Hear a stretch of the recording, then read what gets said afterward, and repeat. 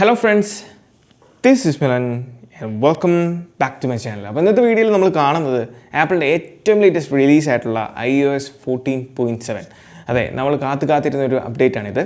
അപ്പം ഏതാനും മണിക്കൂറുകൾക്ക് മുൻപെയാണ് ആപ്പിൾ ഇത് റിലീസ് ചെയ്തത്. അപ്പോൾ ഇതിൻ്റെ പുതിയ ഫീച്ചേഴ്സ് എന്തൊക്കെയാണ്, ചേഞ്ചസ് എന്തൊക്കെയാണ്, ബഗ് ഫിക്സസ് എന്തൊക്കെയാണ്, ഇതിൻ്റെ പെർഫോമൻസ്, ബാറ്ററി, ഇതൊക്കെയാണ് നമ്മൾ ഇന്നത്തെ വീഡിയോയിലൂടെ കാണുന്നത്. So without any further ado, let's get started. So ആദ്യം തന്നെ ഒരു കൺഫ്യൂഷൻ ഉണ്ട് പലർക്കും.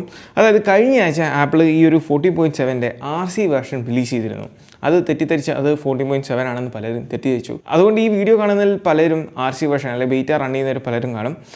സോ നിങ്ങൾക്ക് ഇപ്പം അപ്ഡേഷൻ ഒന്നും തന്നെ വന്നിട്ടില്ലായിരിക്കും. കാരണം എന്താണെന്ന് വെച്ചാൽ ഓൾറെഡി നിങ്ങൾ ലേറ്റസ്റ്റ് അപ്ഡേറ്റിൽ 14.7 എന്ന് പറയുന്ന RC വേർഷൻ എന്ന് പറയുന്നത് ഈ ഒരു പബ്ലിക് റിലീസ് വേർഷൻ തന്നെയാണ്, സെയിം ബിൽഡാണ്. പക്ഷേ ബിൽഡ് നമ്പർ വ്യത്യാസം ഉണ്ടായിരിക്കും ചിലപ്പം, പക്ഷേ സെയിം സാധനം തന്നെയാണ്. അതുകൊണ്ട് നിങ്ങൾക്ക് RC വേർഷൻ റൺ ചെയ്യുന്നവർക്ക് ഈ ഒരു അപ്ഡേഷൻ വന്ന് കാണത്തില്ല. പക്ഷേ ഈ ഒരു അപ്ഡേഷൻ്റെ സൈസ് എന്ന് പറയുന്നത് ഇവിടെ നിങ്ങൾക്ക് കാണാവുന്ന പോലെ 918 MB ആണ്, ഏകദേശം 1 GB അകത്താണ്. അപ്പോൾ മിക്ക ഡിവൈസുകളിലും ഈ ഒരു സൈസ് റേഞ്ചിനകത്ത് തന്നെ ആയിരിക്കും വന്നിരിക്കുന്നത്. ഇനി രണ്ടാമത്തെ കാര്യം എന്ന് പറയുന്നത് നമുക്ക് ഇതിൻ്റെ ബിൽഡ് നമ്പറും അതോടൊപ്പം തന്നെ ഇതിൻ്റെ മോഡം ഫേവർ അപ്ഡേഷൻ വന്നിട്ടുണ്ടോ എന്ന് ചെക്ക് ചെയ്യാം. നിങ്ങൾക്ക് ഇവിടെ കാണാവുന്ന പോലെ 14.7 18G69 എന്നൊരു ബിൽഡ് നമ്പറാണ്. ഇവിടെ പ്രത്യേകം ശ്രദ്ധിക്കുക, നിങ്ങൾ RC വേർഷനാണ് 14.7 RC വേർഷനാണ് യൂസ് ചെയ്യുന്നതെങ്കിൽ നിങ്ങൾക്ക് അവിടെ കാണാൻ പറ്റുന്ന ബിൽഡ് നമ്പർ എന്ന് പറയുന്നത് 18G68 ആയിരിക്കും. ഇനി ഇതിൽ പ്രധാനമായിട്ടുള്ള ഒരു കാര്യം എന്ന് പറയുന്നത് നമ്മളുടെ മോഡം ഫേംവെയർ ആണ്. മോഡം ഫേംവെയർ ഈ ഒരു ഡിവൈസിൽ iPhone XS എനിക്കൊരു അപ്ഡേഷനും വന്നിട്ടില്ല. നേരത്തെ ഉണ്ടായിരുന്ന, അതായത് 14.6 ഉണ്ടായിരുന്ന സെയിം മോഡം ഫേംവെയർ നമ്പറാണ് ഇപ്പോഴുള്ളത്. അപ്പോൾ മറ്റേതെങ്കിലും ഡിവൈസിന് മോഡം ഫേംവെയർ അപ്ഡേഷൻ വന്നിട്ടുണ്ടെന്നുണ്ടെങ്കിൽ തീർച്ചയായിട്ടും കമൻറ്റ് ബോക്സിൽ കമൻറ്റ് ചെയ്യുക. അതോടൊപ്പം തന്നെ ഒരു കാര്യം വീണ്ടും എടുത്ത് പറയാം, iPhone XS മോഡമല്ല നിങ്ങളുടെ iPhone 11 അല്ലെങ്കിൽ iPhone 12 യൂസേഴ്സിന്. അതുകൊണ്ട് തന്നെ എൻ്റെ iPhone XS same model number അല്ലെങ്കിൽ മോഡം ഫേംവെയർ ആയിരിക്കണമെന്നില്ല നിങ്ങളുടെ ഡിവൈസിലും. അപ്പം അത് നിങ്ങൾ ഓർത്ത് വെക്കുക.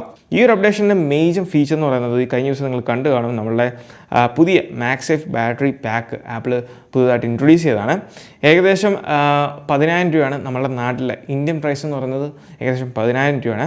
നിങ്ങൾക്ക് കാണാം നമ്മുടെ iPhone 12 മോഡൽസിന് iPhone 12, 12 mini, 12 Pro, 12 Pro Max ഈ 4 ഡിവൈസുകളിൽ മാത്രമേ ഉള്ളൂ നമുക്ക് ഈ ഒരു മാക്സേഫിൻ്റെ ബാറ്ററി പാക്ക് യൂസ് ചെയ്യാൻ സാധിക്കത്തുള്ളൂ. നിങ്ങൾക്കറിയാം iPhone 12 സീരീസിൽ എല്ലാത്തിൻ്റെയും ബാക്കിൽ നമുക്ക് മാക്സേഫിന് സപ്പോർട്ടീവ് ആയിട്ടുള്ളൊരു മാഗ്നറ്റ് ഉണ്ട്.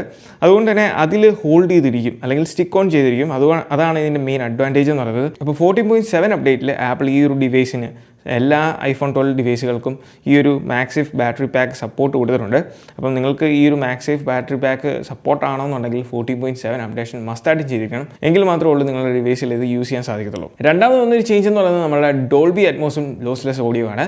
നിങ്ങൾക്കറിയാം ഇന്ത്യയിൽ ഇതുവരെ ആപ്പിൾ ഇത് റോൾ ഔട്ട് ചെയ്തിട്ടില്ലായിരുന്നു. കഴിഞ്ഞ മാസം എനിക്ക് തോന്നുന്നു 14.6 അപ്ഡേഷന് ശേഷമാണ് ആപ്പിൾ ഇത് പുഷ് ചെയ്തത്. ഇപ്പോൾ നിങ്ങൾ സെറ്റിങ്സിൽ പോയിട്ട് നമ്മളെ മ്യൂസിക് ഓപ്ഷനിൽ പോവുകയാണെന്നുണ്ടെങ്കിൽ നമുക്കിപ്പോൾ കാണാൻ സാധിക്കും, ഇവിടെ നിങ്ങൾക്ക് കാണാം ഓഡിയോയുടെ ഓപ്ഷനിൽ ഡോൾബി അറ്റ്മോസ്, അത് ഞാൻ ഇവിടെ ഓൾവേസ് ഓൺ കൊടുത്തിട്ടുണ്ട്. ഈ ഒരു ഡോൾബി അറ്റ്മോസ് നമ്മളെ സ്പീക്കേഴ്സിൽ, നമ്മളെ ഐഫോണിൻ്റെ സ്പീക്കേഴ്സിൽ സപ്പോർട്ടീവാണ്, അത് ഇവിടെ കൊടുത്തിട്ടുണ്ട്. അതുപോലെ തന്നെ AirPods Max, AirPods Pro, AirPods ഡിവൈസുകളിലും നമുക്ക് ഈ ഒരു ഡോൾബി അറ്റ്മോസ് ഓഡിയോ നമുക്ക് ആസ്വദിക്കാൻ സാധിക്കുന്നതാണ്. അതോടൊപ്പം തന്നെ നമുക്ക് താഴെ കാണാം ഓഡിയോ ക്വാളിറ്റി എന്ന് പറയുന്ന ഓപ്ഷനിൽ ലോസ്ലെസ് ഓഡിയോ നമുക്ക് എനേബിൾ ചെയ്യാൻ സാധിക്കും. ഈ ഒരു ലോസ്ലെസ് ഓഡിയോയുടെ അഡ്വാൻറ്റേജ് എന്താണെന്ന് വെച്ചാൽ നമുക്ക് പാട്ടുകൾ റെക്കോർഡിംഗ് സ്റ്റുഡിയോയിൽ എങ്ങനെയാണോ, ഏത് ക്വാളിറ്റിയിലാണോ, ഏത് ബിറ്റ് റേറ്റിലാണോ അവർ റെക്കോർഡ് ചെയ്തത്, ആ ഒരു ക്വാളിറ്റി ലോസ് ഒന്നും തന്നെ ഇല്ലാതെ നമുക്ക് ആസ്വദിക്കാൻ സാധിക്കും. അതാണ് ഈ ഒരു ലോസ്ലെസ് ഓഡിയോ. എന്തായാലും ഒരു കാര്യം കൺഫേം ആണ്, നമ്മളുടെ ഇന്ത്യയിൽ അത് പുഷ് ചെയ്ത് തുടങ്ങിയിട്ടുണ്ട്. ഈ ഒരു അപ്ഡേറ്റിന് ശേഷം ആണ് എനിക്ക് ഈ ഒരു ഡിവൈസിൽ ലഭിച്ചത്. ഇതോടൊപ്പം ഫോർ യുവർ കൈൻഡ് ഇൻഫർമേഷൻ ഒരു കാര്യം കൂടെ ഞാൻ സൂചിപ്പിക്കുകയാണ്. നിങ്ങൾ ഈ ഒരു 14.7 അപ്ഡേറ്റിന് ശേഷം ഞാനിപ്പം എൻ്റെ ഡിവൈസിൽ കാണിച്ചു. ഇനി ഇപ്പം നിങ്ങളുടെ ഡിവൈസിൽ ഇത് കാണുന്നില്ല എന്നുണ്ടെങ്കിൽ നിങ്ങൾ തെറ്റിദ്ധരിക്കേണ്ട. അതായത് ഈ ലോസ്ലെസ് ഓഡിയോയും ഡോൾബി അറ്റ്മോസും നിങ്ങൾക്ക് ഏതെങ്കിലും എയർപോഡ് അല്ലെങ്കിൽ എയർപോഡ് പ്രോ ഇത് ഏതെങ്കിലും ഡിവൈസുകൾ നിങ്ങൾ ഉപയോഗിക്കുന്നുണ്ടെങ്കിൽ തീർച്ചയായിട്ടും നിങ്ങൾ വൺസ് കണക്ട് ചെയ്തിട്ടുണ്ടെങ്കിൽ ഈ ഒരു അപ്ഡേറ്റിന് ശേഷം നിങ്ങളുടെ ഡിവൈസിൽ അല്ലെങ്കിൽ മ്യൂസിക്കിൻ്റെ സെറ്റിങ്സിൽ നിങ്ങൾക്ക് ഇത് കാണാൻ സാധിക്കും. അപ്പം അങ്ങനെ ഡിവൈസുകളൊന്നും ഇല്ലാത്തവർക്ക് ചിലപ്പോൾ ഒരു പക്ഷേ കണ്ടില്ല, അല്ലെങ്കിൽ ഈ ഒരു ഓപ്ഷൻ സെറ്റിങ്സിനകത്ത് കണ്ടില്ല എന്ന് വരാം. ഈ ഒരു ലോസ്ലെസ് ഓഡിയോയുടെ ഓപ്ഷനിൽ നിങ്ങൾ ശ്രദ്ധിക്കേണ്ട ഒരു കാര്യം, നിങ്ങൾക്കിവിടെ കാണാം ഡൗൺലോഡ്സ്, വൈഫൈ, സെല്ലുലാർ സ്ട്രീമിങ്. നിങ്ങളുടെ മൊബൈൽ ഡേറ്റയിലാണ് നിങ്ങൾ സ്ട്രീം ചെയ്യുന്നതെങ്കിലും നിങ്ങൾക്കിവിടെ ക്വാളിറ്റി നിങ്ങൾക്ക് ചൂസ് ചെയ്യാൻ സാധിക്കും. വൺസ് ഇത് സെറ്റപ്പ് ചെയ്തതിന് ശേഷം നിങ്ങൾ ആപ്പിൾ മ്യൂസിക്കിൽ പോവുകയാണെന്നുണ്ടെങ്കിൽ നിങ്ങൾക്ക് കാണാം, നിങ്ങൾ ഏത് പാട്ടെടുത്താലും, അതായത് ഡോൾബി അറ്റ്മോസിലേക്ക് അപ്ഡേറ്റ് ചെയ്തിട്ടുള്ള എല്ലാ പാട്ടുകളിലും നിങ്ങൾക്ക് ഈ ഒരു ബാഡ്ജിങ് ഡോൾബി അറ്റ്മോസ് എന്ന് പറയുന്ന ഒരു ഓപ്ഷൻ നമ്മുടെ ആപ്പിൾ മ്യൂസിക്കിൽ കാണാൻ സാധിക്കും. അടുത്തതായിട്ട് കൊണ്ടുവന്ന മറ്റൊരു മാറ്റം എന്ന് പറയുന്നത് നമ്മുടെ ഹോം ആപ്പിനകത്താണ്. നിങ്ങൾ ഹോം പോഡ് മിനി അല്ലെങ്കിൽ ഹോം പോഡ് യൂസ് ചെയ്യുന്നവരാണെങ്കിൽ നിങ്ങൾക്കിപ്പം ഈ ഒരു ഓപ്ഷനിൽ ഹോൾഡ് ചെയ്ത് പിടിക്കുകയാണെന്നുണ്ടെങ്കിൽ നിങ്ങൾക്കിപ്പോൾ കാണാം നമുക്ക് പുതുതായിട്ട് ടൈമർ അല്ലെങ്കിൽ അലാറം സെറ്റ് ചെയ്യാൻ സാധിക്കും. നേരത്തെ നമ്മളുടെ ഈ ഒരു അപ്ഡേഷൻ മുന്നേ വരെ നമുക്ക് ഈ ഒരു ഓപ്ഷൻ ഇല്ലായിരുന്നു. ഇവിടെ നിങ്ങൾക്ക് കാണാം ഹോം ബോർഡിൻ്റെ ഓപ്ഷനിൽ നിങ്ങൾക്ക് ഇവിടെ ഇങ്ങനെ ഒരു ഓപ്ഷനേ കാണാൻ സാധിക്കത്തില്ലായിരുന്നു. ഇത് നിങ്ങൾ ഈ കാണുന്ന സ്ക്രീൻഷോട്ട് എന്ന് പറയുന്നത് 14.6 ആണ്. അതിനകത്ത് നമുക്ക് ടൈമറോ അല്ലെങ്കിൽ അലാം സെറ്റിങ്സ് ഒന്നുമില്ല.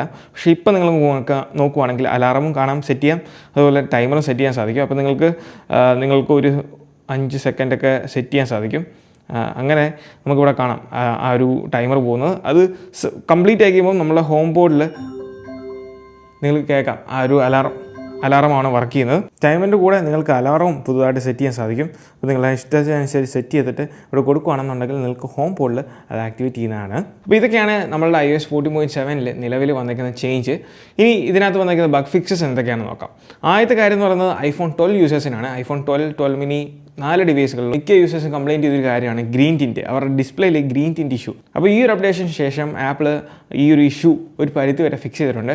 അപ്പം നിങ്ങളുടെ ഡിവൈസിൽ നിങ്ങൾ ആരെങ്കിലും ഈ ഒരു ഗ്രീൻ ടിൻറ്റ് എക്സ്പീരിയൻസ് ചെയ്യുന്നുണ്ടെങ്കിൽ ഡെഫിനറ്റ്ലി അപ്ഡേഷൻ ചെയ്യുക. രണ്ടാമത് കൊണ്ടുവന്ന ബഗ് ഫിക്സ് എന്ന് പറയുന്നത് നമ്മളുടെ മ്യൂസിക് ആപ്പിനാണ്. മ്യൂസിക് ആപ്പിൽ നിങ്ങളിപ്പം ലൈബ്രറി ഓപ്ഷനിൽ പോകുകയാണെങ്കിൽ പ്ലേലിസ്റ്റ് നമ്മൾ 14.6 ഈ ഒരു അപ്ഡേഷൻ്റെ ഇഷ്യൂ എന്ന് വെച്ചാൽ നിങ്ങളിപ്പോൾ ഏതെങ്കിലും ഒരു പ്ലേലിസ്റ്റ് ഷെയർ ചെയ്യാൻ നോക്കുന്ന സമയത്ത് നിങ്ങൾക്ക് ഈ ഒരു ഷെയർ പ്ലേലിസ്റ്റ് എന്ന് പറഞ്ഞ ഓപ്ഷനെ വരത്തില്ലായിരുന്നു. അപ്പം ആപ്പിൾ ഈ ഒരു അപ്ഡേറ്റിൽ അത് ഫിക്സ് ചെയ്തിട്ടുണ്ട്. ഇപ്പോൾ നമുക്ക് കാണാം ഷെയർ ഷീറ്റ് വരുന്നത്. മ്യൂസിക് ആപ്പിൽ തന്നെ ഉണ്ടായിരുന്ന മറ്റൊരു ഇഷ്യൂ ആയിരുന്നു. അതായത് നമ്മൾ മ്യൂസിക് പ്ലേ ചെയ്യുന്ന സമയത്ത് ലോസ്ലെസ് ഓഡിയോ അല്ലെങ്കിൽ ഡോൾബി അറ്റ്മോസിൽ ഏതെങ്കിലും ഓഡിയോ പ്ലേ ചെയ്യുന്ന സമയത്ത് അത് വെറും 15 സെക്കൻഡ് മാത്രമുള്ള ഓഡിയോ പ്ലേ ആകത്തുള്ളൂ. അതിനുശേഷം അത് ഓട്ടോമാറ്റിക്കലി കട്ടാവും.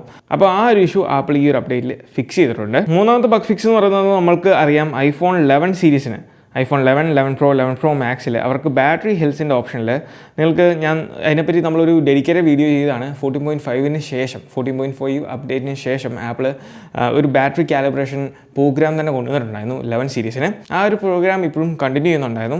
അപ്പം ചില യൂസേഴ്സിന് എക്സ്പീരിയൻസ് ചെയ്തൊരു കുഴപ്പമെന്ന് വെച്ചാൽ അവർ ഇപ്പം നമ്മളെ ആ പ്രോഗ്രാം ബാറ്ററി കാലിബ്രേഷൻ ചെയ്തതിന് ശേഷം നമുക്ക് മേളിലൊരു അപ്ഡേഷൻ കാണിക്കും, നമ്മുടെ ബാറ്ററി ഇപ്പം ഇന്ന സ്റ്റേജിലാണ്, നമുക്ക് കണ്ടിന്യൂ ചെയ്യാം. അതല്ലെങ്കിൽ നമുക്ക് ഒരു വാർണിംഗ് കാണിക്കും, നിങ്ങളുടെ ബാറ്ററി ഡീഗ്രേഡായി, ആപ്പിൾ ഓതറൈസ് സെൻറ്ററിൽ കൊണ്ടുപോയി നമുക്കത് ഫ്രീ ആയിട്ട് ഈ ഒരു 11 സീരീസിൻ്റെ ഈ പ്രോഗ്രാമിലുള്ള ഡിവൈസുകൾക്കെല്ലാം തന്നെ ഫ്രീ ആയിട്ട് റീപ്ലേസ് ചെയ്യാനാണ്. പക്ഷേ ചില യൂസേഴ്സ് എക്സ്പീരിയൻസ് ചെയ്യുന്ന കുഴപ്പമെന്ന് വെച്ചാൽ ഈവൻ ദോ അവർ ഈ ഒരു മെസ്സേജ്, അതായത് റീപ്ലേസ് ചെയ്യണം അല്ലെങ്കിൽ ആപ്പിൾ ഓതറൈസ് സെൻറ്ററിൽ കൊണ്ടുപോകണം എന്നുള്ള ഈ ഒരു മെസ്സേജ് മേളിൽ കാണിച്ചാലും വൺസ് നിങ്ങളുടെ ഫോൺ റീസ്റ്റാർട്ട് ചെയ്തിട്ട് തിരിച്ച് കയറുന്ന സമയത്ത് ആ ഒരു മെസ്സേജ് ഡിസപ്പിയർ ചെയ്യുന്നു.